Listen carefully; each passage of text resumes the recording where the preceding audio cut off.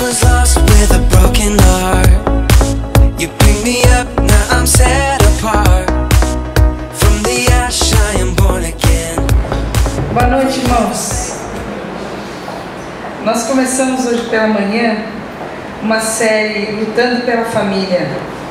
E de manhã nós falamos sobre muitos assuntos, né? Nós conversamos sobre a família de um modo geral, mas nós falamos sobre os inimigos que a família tem, nós falamos sobre a carne, nós falamos sobre os desejos dos olhos, falamos sobre soberba, sobre humildade, nós falamos sobre o fruto do Espírito, falamos sobre traição, nós falamos sobre tantos assuntos, irmãos, tantos assuntos, e foi uma bênção muito grande estarmos reunidos. Nós falamos sobre as leis que tem regido e tem afetado a nossa família, nós falamos sobre uma cultura também que governa a nossa sociedade, e nós entendemos que nossas famílias, nós entendemos que a nossa sociedade tem sofrido por conta de uma cultura que tem invadido as nossas mentes, tem impregnado os nossos corações.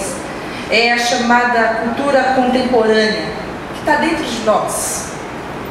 E nós precisamos defender a nossa aliança. Nós vamos falar hoje à noite um pouco sobre o casamento. Nós falamos sobre a família de um modo geral. Nós vamos falar pela manhã, no próximo domingo, sobre o relacionamento de pais e filhos, e à noite sobre o perdão. Mas hoje que nós vamos celebrar a aliança, o novo pacto, a aliança de Deus com o seu povo, nós vamos falar da importância que tem a aliança, o matrimônio. Eu sei que nós temos muitos casados aqui, muitos que vão se casar, e muitas pessoas que já foram casadas e honraram os seus matrimônios até o final. Temos muitos exemplos de pessoas aqui, casadas e abençoadoras. Mas nós vivemos um momento em que nós precisamos resgatar e defender a aliança. Por quê? Porque nós estamos tomados por essa cultura contemporânea, essa cultura pós-moderna, que é baseada em dois pilares. O primeiro deles é o individualismo. É uma cultura onde o ser humano está no centro de todas as coisas. O ser humano precisa estar agradado. O ser humano é hipervalorizado.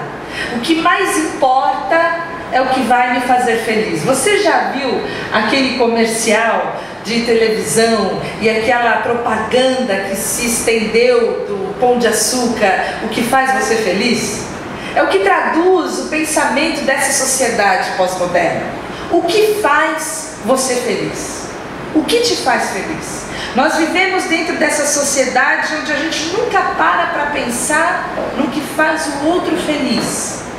Dentro da nossa sociedade, dentro do nosso casamento, dentro da nossa família, a gente nunca para pensar no que faz o marido feliz, no que faz o filho feliz, no que faz a mãe feliz, no que faz o pai feliz, no que faz a sogra feliz, no que faz o sogro feliz. A gente só quer saber o que faz a gente feliz. E o segundo pilar é a realização pessoal. E esse é um conceito novo dentro da história da humanidade. É um conceito que tem ali os seus 100, 150 anos. Até então, o que era importante para o homem era a responsabilidade pessoal, a responsabilidade, a vocação social. O que importava para o homem era o que ele significava dentro da tribo, o que ele significava para o Estado, qual a importância que ele tinha na família. Era isso que trazia valorização para ele, era isso que trazia a realização para ele. Mas hoje não é assim. Não aqui na nossa cultura ocidental. Se você dividir o mundo no meio, da Europa para lá, eles ainda pensam diferente da gente. Mas a gente do lado de cá, a gente pensa diferente. A gente pensa no que faz a gente feliz e no que faz a gente se sentir bem, o que faz a gente ser exaltado, o que faz a gente conquistar, o que faz a gente ficar em cima, lá no topo, o que faz a gente estar por cima da carne seca. Essa é a nossa cultura. Ter, ser, conseguir, possuir e ser feliz. E muitas vezes essa cultura vai tomando conta do nosso coração de um jeito Porque a gente até esquece a voz de Deus que fala: não se conformem com essa cultura, não tomem a forma deste mundo, transformem-se pela renovação do vosso entendimento, para que vocês possam experimentar a vontade de Deus. E muitas vezes deixamos de experimentar a vontade de Deus na nossa vida, deixamos de experimentar a vontade de Deus no nosso casamento, porque estamos tão tomados por essa cultura, que pautamos a nossa vida pela cultura e não pelo padrão de Deus. Na hora de tomarmos as nossas decisões, nós não tomamos as nossas decisões pelos padrões de Deus, nós tomamos as nossas decisões pela forma com que a cultura age no meio da sociedade. De forma que, se você casa hoje, não passa muito tempo até que você perceba que aquilo que você levou para casa, você levou gato por lebre. A coisa não era tão boa assim.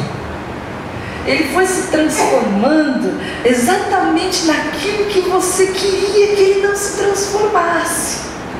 Ele foi ficando de um jeito diferente, e todas as suas expectativas para aquilo que você esperava foram frustradas. E não raras vezes começam as cobranças, porque nós entramos no relacionamento para ser feliz, nós entramos no relacionamento para termos a nossa realização pessoal, e aí nós chegamos dentro de uma outra cultura, de uma outra relação que faz parte dessa cultura, que é a relação de consumo. Você já percebeu como que é a relação de consumo? A relação de consumo, eu sou o consumidor e tem do outro lado um fornecedor. E na relação de consumo, o consumidor espera que o contratado, o fornecedor, satisfaça todas as suas necessidades. Ele está pagando, então ele quer que ele faça tudo aquilo que ele foi contratado no prazo, exatamente do jeito que ele foi contratado para fazer. Se ele não faz, ele encerra aquele contrato e ele procura outro fornecedor. E não raras vezes o casamento tem se transformado nessa situação de uma relação de consumo, onde as pessoas entram, elas têm inúmeras expectativas, elas buscam ser felizes, elas buscam a sua realização pessoal, e quando elas veem que as coisas não estão sendo exatamente da forma com que elas previam, com que elas esperavam, elas mudam de fornecedor, elas encerram aquele contrato e elas começam a procurar um novo contrato, um novo fornecedor. É desse jeito que o casamento acontece hoje em dia. Não raras vezes, não dá 1, 2 meses de casado e as pessoas já estão falando de divórcio. Porque exatamente nesse momento de adequação, nesse momento onde as pessoas estão se conhecendo, onde as pessoas estão se transformando uma em outra, como nós vamos falar, tornando-se uma só carne, onde elas dependem de renúncia, onde elas dependem de tantas situações de negação, que elas abrem mão, porque elas estão vivendo de acordo com a cultura e não de acordo com os padrões de Deus. Então há necessidade de nós, que somos o povo de Deus, que entendemos o valor da aliança, de resgatarmos e defendermos aquilo que a palavra fala sobre o que é o casamento e sobre o que é a aliança. Até porque não raras vezes toda essa cultura nós também transformamos para a nossa relação com Deus. Nós nos relacionamos com Deus também dessa maneira. Nós chegamos diante de Deus porque nós queremos ser felizes. Nós chegamos diante de Deus como aquela multidão que queria ser curado, que queria pão fresquinho, que queria peixe multiplicado. E quando as coisas não começam a acontecer, quando os milagres não começam a acontecer na nossa vida, quando a promoção não vem, quando eu não consigo trocar de carro, quando o desemprego chega, quando a doença chega, eu começo a ter uma relação frustrada com Deus, porque na verdade eu estou tendo uma relação com Deus também de fornecedor e consumidor. E aí vem aquelas pessoas que pensam que podem reivindicar de Deus alguma coisa, porque estão olhando para Ele como um fornecedor. e estão também vivendo com Deus uma visão equivocada da aliança, dessa aliança que a gente celebra hoje. Por isso que há necessidade da gente defender a aliança, porque quando nós olhamos para a aliança que Deus estabeleceu entre o homem e a mulher, nós também temos uma ideia de como é a aliança que Ele estabeleceu conosco, o seu povo. E como é então essa aliança? Onde foi que tudo começou? A palavra de Deus diz lá em Gênesis 2:24, que por essa razão o homem deixará pai e mãe e se unirá à sua mulher, e eles se tornarão uma só carne. E quando nós pensamos no casamento, você já deve ter ouvido essa palavra em algum casamento que você foi, nós vamos para o centro do plano de Deus. Quando nós lemos esse versículo, nós entendemos que Deus, quando criou o homem e a mulher, Ele criou o homem e a mulher para uma aliança. Que quando Deus criou o homem e a mulher, Ele fez homem e mulher à sua imagem e semelhança. E a palavra fala em Gênesis 1:27 que Deus criou o homem à sua imagem, e a imagem de Deus o criou, homem e mulher os criou. Quando Deus criou o homem e a mulher à sua imagem e semelhança, Ele criou uma comunidade. Porque Deus é comunidade. Deus é Pai, Filho e Espírito Santo. E quando Ele criou alguém à sua imagem, Ele criou homem e mulher, para que homem e mulher, enquanto comunidade, pudessem firmar uma aliança e expressar essa aliança e essa perfeita unidade de amor. E dessa maneira, nós como casal, nós que temos uma aliança, nós que temos um matrimônio, temos essa responsabilidade no mundo de expressar o amor de Deus, de viver essa aliança. E é essa aliança que vai sustentar o amor. Isso é o que Bonhoeffer disse: é a aliança que sustenta o amor e não é o amor que sustenta a aliança. Por quê? Porque os nossos sentimentos mudam. Como eu dizia de manhã, um dia você acorda super apaixonado, no outro dia você acorda querendo chutar o seu marido da cama. E nós não podemos viver de acordo com os nossos sentimentos. Você imagina se Deus se relacionasse conosco através de sentimentos, ou se Deus se relacionasse conosco através de merecimento. Quando nós merecêssemos, nós seríamos alvo da sua graça. Aí se a gente não merecesse, nós seríamos alvo da sua ira. Mas não é assim no casamento que a gente faz. A gente só dá graça, a gente só dá amor, a gente só faz graça quando eles merecem. Quando não merece, é alvo da ira. Mas não é essa aliança que Deus estabeleceu para o homem. Deus estabeleceu uma aliança onde o solo que sustenta o amor é a aliança. Uma aliança que é reflexo do amor de Deus. Em primeiro lugar, nós fomos criados para amar. O homem criado à imagem de Deus é uma comunidade, homem e mulher, assim como Deus é uma comunidade. O grande mistério é que duas pessoas absolutamente diferentes, criadas em casa diferente, de um jeito diferente, nascidas em anos diferentes, muitas vezes se tornam uma só carne. Só que esse processo de se tornar uma só carne não é da noite para o dia. E esse processo começa com uma renúncia. O texto fala deixará. Deixará. O início de todas as coisas da aliança é a renúncia. O processo começa com deixar. E não é assim que a gente começa a ver o casamento hoje em dia. Hoje em dia as pessoas entram no casamento porque elas querem ter, porque elas querem amealhar, porque elas querem possuir, porque elas querem conquistar. Ninguém quer entrar no casamento para deixar. E a gente entende que a gente tem que estar disposto a perder para ganhar. E o reino de Deus é assim: você tem que deixar seus hábitos, você tem que abrir mão das suas manias, você tem que deixar para poder ganhar. E a gente entende que o propósito principal do casamento, então, não é a felicidade. O propósito principal do casamento é você expressar o amor, é você aprender a amar, é você aprender a servir, é você aprender a se submeter, é você refletir o amor de Deus, é você aprender a viver em comunidade, em unidade. E não há lugar mais propício, não há lugar mais doloroso do que a família para você aprender a amar. Não há lugar mais sutil onde Deus nos colocou para nós aprendermos a sermos uma só carne do que o casamento. E é por isso que Deus instituiu o casamento, para que no casamento o homem pudesse aprender de maneira prática e concreta a amar a mulher, e a mulher pudesse aprender de maneira firme, madura, consciente a também amar o seu marido. Mas a verdade é que nós nos amamos muito mais do que qualquer projeto de Deus. Essa cultura está tão impregnada dentro de nós que quando a gente se percebe infeliz, a gente quer cair fora. E as pessoas têm sido pessoas imaturas, que não têm crescido nos seus relacionamentos, que não têm conseguido lidar com crises, não têm conseguido lidar com frustrações, não lidam com os problemas.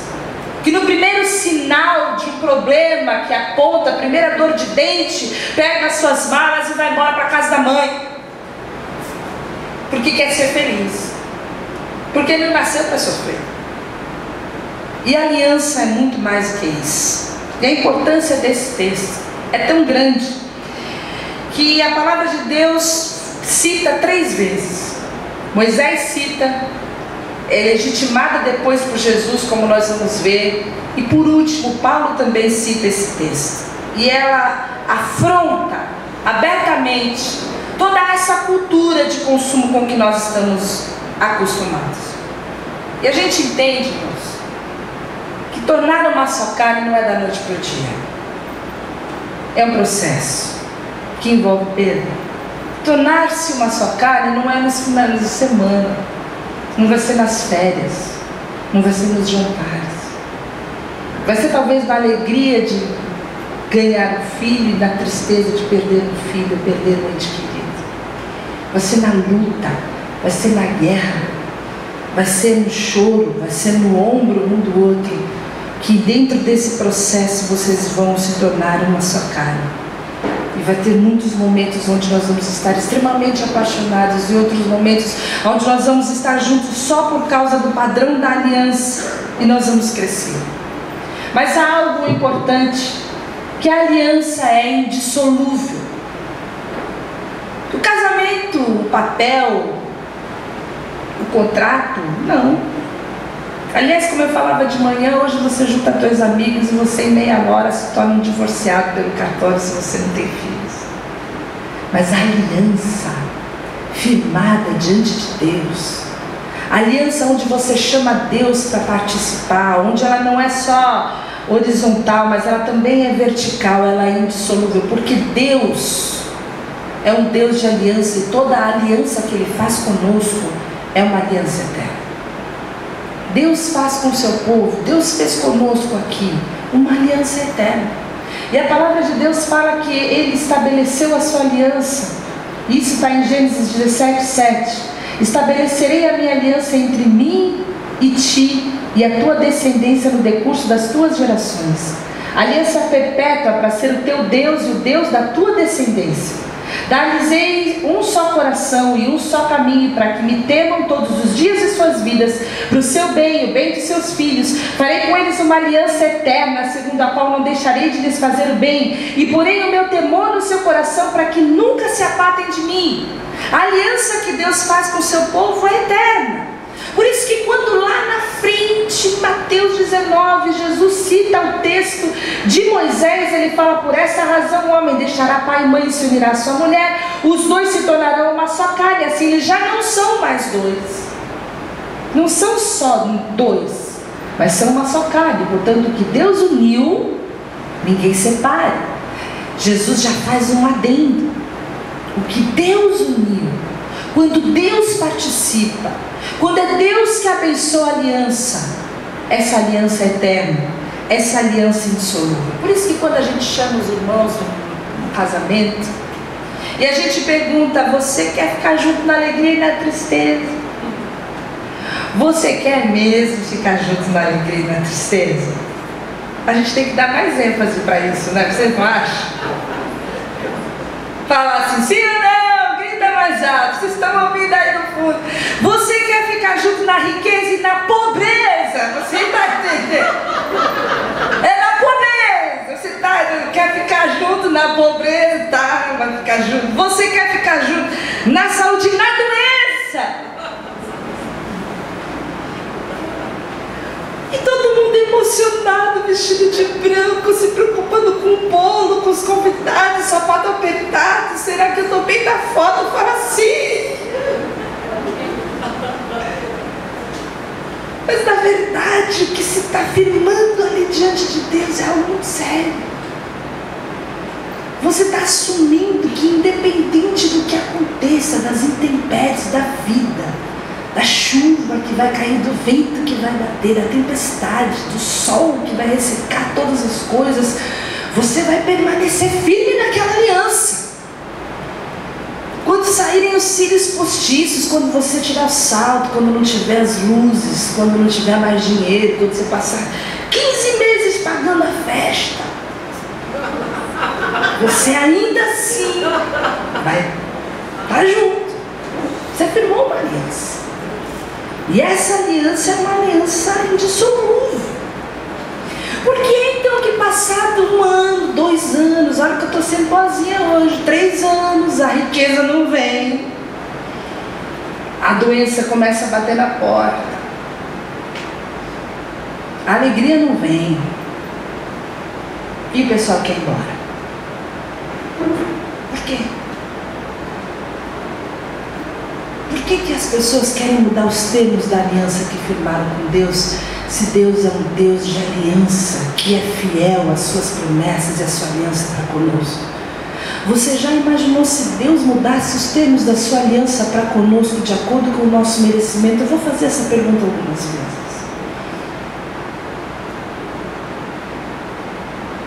Por que é então que o casamento foi se desfigurando desse jeito? Que quando eu era pequena, as pessoas apontavam uma mulher que naquela época se chamava desquitada. Vocês se lembram dessa palavra? E era uma coisa difícil de você encarar na sociedade. Havia até um tipo de preconceito, vamos dizer assim, porque era raro. O preconceito se devia ao fato de ser raro. E hoje em dia o divórcio, ele é tido como algo tão aceitável na sociedade que eu acredito que é o casamento que foi banalizado. Mas a aliança firmada diante de Deus é indissolúvel, irmãos. Porque a aliança que Deus fez com o seu povo é indissolúvel.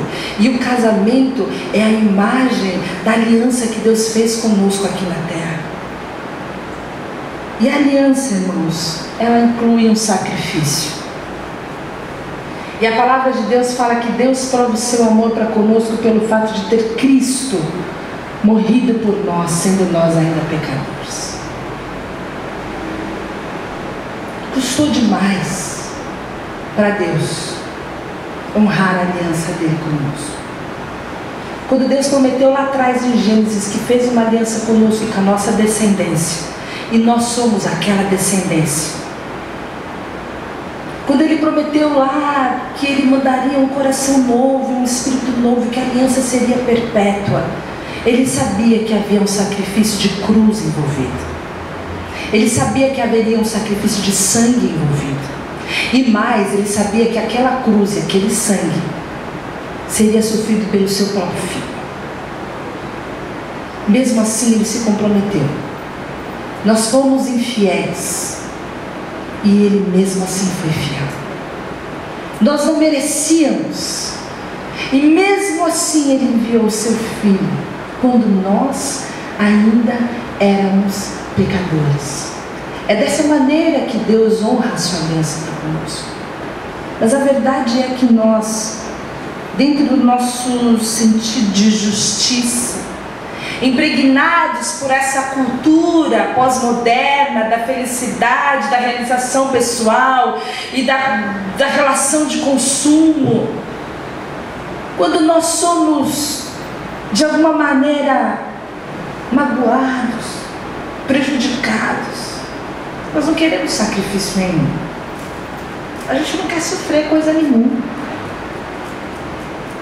Nós dizemos que amamos, mas o nosso amor tem lá os seus limites. Mas a aliança que Deus nos chama a defender nessa noite é uma aliança que envolve renúncia. E é uma aliança que envolve sacrifício. E quando Deus nos chama a amar, Ele chama a amar da maneira de Efésios 5:2, que fala: andai em amor, como Cristo também vos amou, e se entregou a si mesmo por nós como oferta e sacrifício a Deus, e cheiro suave. Você quer amar seu cônjuge? Ame como Cristo amou. Se entregue. Se entregue em sacrifício. Esteja disposto a morrer. Esteja disposto a fazer morrer as suas ideias, a fazer morrer a sua razão.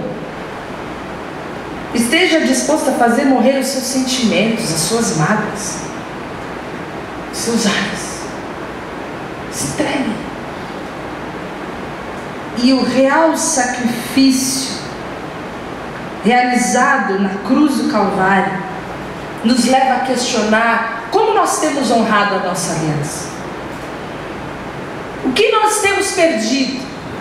Como nós temos nos sacrificado? Como nós temos nos entregue no nosso relacionamento? Como nós temos nos entregue no nosso matrimônio? E quando Paulo fala sobre esse mesmo texto, ele também acrescenta 2 elementos, e com eles eu vou terminar. Ele fala o seguinte: por esta razão o homem deixará pai e mãe e se unirá à sua mulher, e os dois se tornarão uma só carne. Portanto, cada um de vocês também ame a sua mulher como a si mesmo, e a mulher trate o marido com todo respeito. Maridos, amem suas mulheres assim como Cristo amou a igreja e se entregou a si mesmo por ela. E aí, quando Paulo fala sobre a aliança, ele traz 2 elementos: o amor e o respeito. E o amor e o respeito se tornam então a base para a manutenção da aliança. Quando nós falamos da aliança conjugal, irmãos, nós entendemos que é uma aliança eterna, indissolúvel, que é uma aliança que precisa ser levada a cabo, que nós precisamos lutar por ela, nós precisamos defender essa aliança, que nós precisamos buscar de Deus para resolver os nossos problemas, buscar de Deus para resolver os nossos conflitos, devemos procurar os irmãos para poder compartilhar, rasgar o coração. Isso pode gerar na vida de alguns um problema sério, uma perigosa acomodação. E essa mulher aí, mulher de Deus, não pode divorciar não, isso aí. Vou ficar aqui de boa agora, casamento eterno, fica aqui da boa. E o homem vai se tornando um tipo de homem que ele não era quando casou. Quando casou ele era galante, bonitão, barriga de tanquinho. Agora virou uma máquina de 12 quilos. Ele abria a porta do carro, pagava o restaurante, mandava flores, lembrava das datas. Era um gentleman.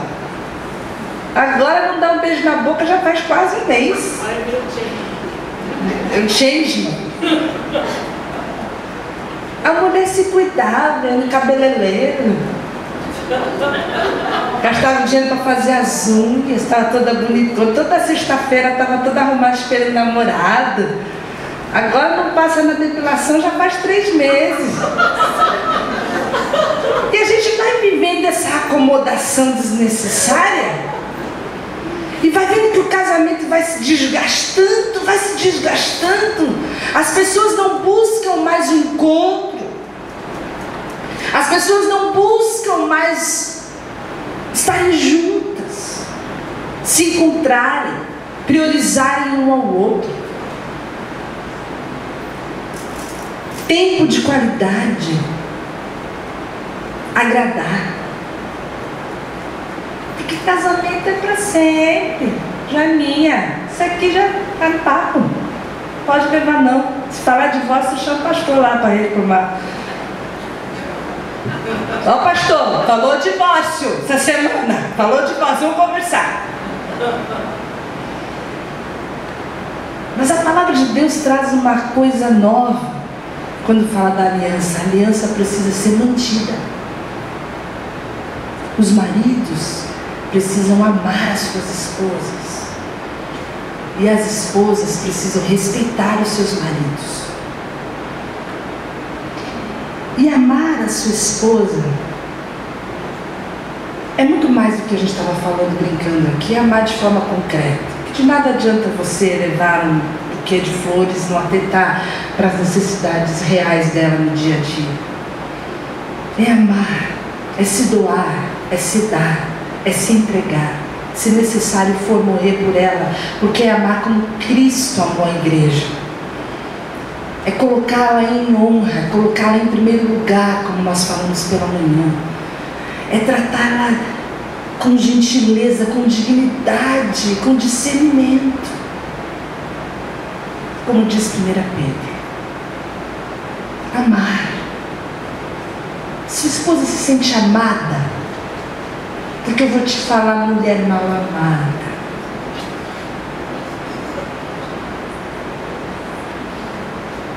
E as mulheres precisam respeitar os seus maridos como homens. Maridos não são filhos. Já lavou a mão? Já escovou o dente? Põe a roupa lá. Vê assim. Tem mulher que é assim. Trata como criança. Eles precisam ser respeitados com dignidade, com respeito. O pior é que tem mulher que espera que os maridos sejam como mulheres, sensíveis, que sejam delicados, que lavem a louça, que passem a roupa. Maridos são homens. Homens não são sensíveis, homens não lembram das coisas que a gente lembra, homens não têm as percepções que a gente tem. Respeitem seus maridos. Respeitem. Os maridos precisam ser admirados, precisam ser respeitados. A gente tem vivido uma vergonha. Eu sofro de vergonha alheia, e agora com as redes sociais a gente vê os maridos serem expostos. É uma vergonha generalizada. E a palavra de Deus fala que a mulher exemplar é a coroa do seu marido. Mas a de comportamento vergonhoso é câncer em seus ossos. Olha que coisa. De manhã eu falei para os homens, agora as mulheres, olha aí. O que você acha que você é? Uma coroa? Não é uma coroa velha, não. Uma coroa. Ou você é um câncer que está destruindo os ossos dele, não consegue nem ficar mais em pé, de tanta vergonha que ele tem passado por ser seu marido. Honre seu marido. Tem um sujeito chamado Emerson L. Hicks. Ele escreveu um livro chamado Amor e Respeito. E nesse livro ele fala sobre esse versículo. E ele traz um conceito que chama ciclo insano. O ciclo insano é o seguinte: mulheres que não se sentem amadas não cuidam e não respeitam os seus maridos. E quando os seus maridos não são cuidados, não são respeitados e não são admirados, eles também não amam as suas esposas. E as suas esposas, por não se sentirem amadas, elas também não respeitam, também não admiram e também não amam os seus maridos. E esses maridos, por não se sentirem, é um ciclo insano. E esse ciclo precisa ser quebrado em nome de Jesus por alguém que tem o esclarecimento da palavra de Deus. Porque só quando alguém que tem o esclarecimento da palavra de Deus recebe uma iluminação pela graça de Deus, o Espírito Santo toca no coração, é que alguém vem e quebra esse ciclo. E uma mulher amada é uma mulher que respeita o seu marido. Uma mulher, como eu falei pela manhã, que vê Cristo, que vê o amor de Cristo sendo revelado na sua casa, que vê o marido tratando os seus filhos com o amor de Cristo, ela vai respeitar aquele homem, ela vai honrar aquele homem. E um homem que é respeitado, um homem que é honrado, um homem que é bem tratado, ele vai amar essa mulher. Essa é a forma que a palavra de Deus nos ensina a mantermos a nossa aliança. essa aliança que é um ato unilateral de vontade. Eu decido que eu quero passar a minha vida inteira com você. Pode ser na pobreza, pode ser na riqueza, pode ser na saúde, pode ser na doença, pode ser doente, pode ser em qualquer situação. Eu vou passar a minha vida inteira com você. Eu estou com você até que a morte nos separe. É até que a morte, porque é eterno. Até que a morte nos separe. E quando nós nos comprometemos dessa maneira, nós honramos essa aliança que Deus estabeleceu. No contrato é diferente. No contrato, quando eu vejo que as coisas não são do jeito que eu sonhava, quando eu vejo que o seu desempenho não está indo muito bem daquela maneira que eu espero, quando eu vejo que os problemas começam a tirar minha alegria, tirar minha força, eu quero cair fora dessa situação. Não está bom esse negócio. Voltar para casa da minha mãe. E essa é a base do contrato. A base do contrato é o egoísmo. Eu só firmo um contrato desde que ele seja muito bom para mim, desde que ele satisfaça todos os requisitos e todas as minhas necessidades. Mas a base da aliança é o altruísmo. A base da aliança é eu me dou, eu me sacrifico, eu firmo essa aliança porque eu quero que você seja feliz. E essa é a base da aliança que Deus firmou conosco. Ou você acha que quando Jesus foi para a cruz, ele foi para a cruz feliz?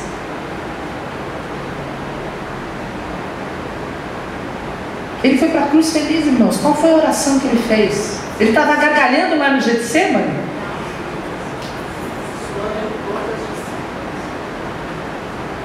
Essa é a aliança que nós celebramos hoje. E o casamento muitas vezes implica em cruz. E os irmãos casados aqui há alguns anos sabem disso. Muitas vezes implica em renúncia. Muitas vezes implica em morte do eu. Períodos de crise. Períodos onde nós vamos suportar uma situação só por causa da aliança. Onde o amor está fraco. Que se eu fosse sustentar aquela situação por causa do amor, eu já teria caído fora. Mas o que me sustenta naquela situação é a aliança firmada em nome de Jesus, por Cristo Jesus e na presença de Jesus, da igreja das testemunhas. E é essa aliança, e é por causa dessa aliança que nós precisamos defender o nosso matrimônio, preservando com amor, preservando com respeito, sabendo que se o Senhor não edificar o lar, como nós lemos pela manhã, é em vão todo o nosso trabalho. Deus é o primeiro interessado em que os nossos casamentos sejam bem-sucedidos, e Ele nos dá todos os recursos espirituais para que nós possamos levar essa aliança bem-sucedida para a glória dele. Então a aliança, irmãos, é baseada no amor, mas ela não é só firmada no amor. Ela não vai ser levada a cabo só quando o amor acontece. Se o amor falhar, você permanece junto por causa da aliança, porque a aliança é o terreno fértil, da onde pode renascer o amor novamente. Você pode apaixonar e se reapaixonar inúmeras vezes no casamento, se encontrar e se reencontrar inúmeras vezes no casamento. A aliança envolve renúncia, a aliança envolve o deixar, e esse deixar é um processo até que ambos se tornem uma só carne. A aliança é indissolúvel e a aliança depende de um sacrifício. E pensando nisso, nós podemos também olhar para a ceia do Senhor hoje e entender que a aliança que foi firmada conosco quando nós éramos pecadores, quando nós não merecíamos, Mas foi provado o amor de Deus e que Cristo morreu por nós quando nós ainda éramos pecadores. Esse é o grande amor. Nós somos alcançados por essa aliança. Ele honrou essa aliança quando nós não merecíamos. Essa aliança, ela envolve uma renúncia.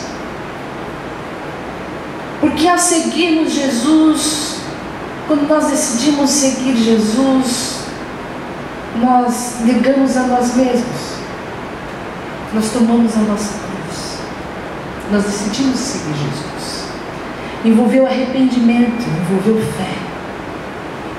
E a aliança firmada então com Cristo é indissolúvel. Todos os nossos pecados, do passado, do presente e do futuro, foram perdoados por Cristo na cruz. Não há nada que possa nos separar desse amor. Não há nada que possa nos impedir de comungar e de hoje participar dessa aliança. Quando então nós nos examinamos a nós mesmos para comer do pão e do cálice, nós fechamos os nossos olhos e nós fazemos a nossa introspecção, nós só vemos que nós não somos merecedores. Nós só percebemos os nossos pecados. Ao nos examinarmos, nós só vemos os nossos erros, nós só vemos a nossa indignidade. Isso só presta para nós percebermos que aonde abundou o pecado, superabundou a graça de Deus. Superabundou a graça de Deus. Porque nós somos salvos apenas pela graça de Deus. Nós não somos merecedores de participar desse pão. Nós não somos merecedores de participar desse cálice. Mas pela graça de Deus, nós podemos participar dessa coisa. Porque esse sangue representado por esse vinho nos perdoou e nos justificou de todo pecado. Porque esse corpo foi partido por nós, para que o nosso corpo um dia pudesse ser glorificado como Deus. E esse é o sacrifício. E esse é o sacrifício. Por isso que essa aliança é indissolúvel, porque ela não depende de nós. Porque ela não depende dos nossos méritos. Ela tem por base a graça de Deus. E é por isso que eu convido você, entendendo a aliança, a participar conosco também do pão e do cálice.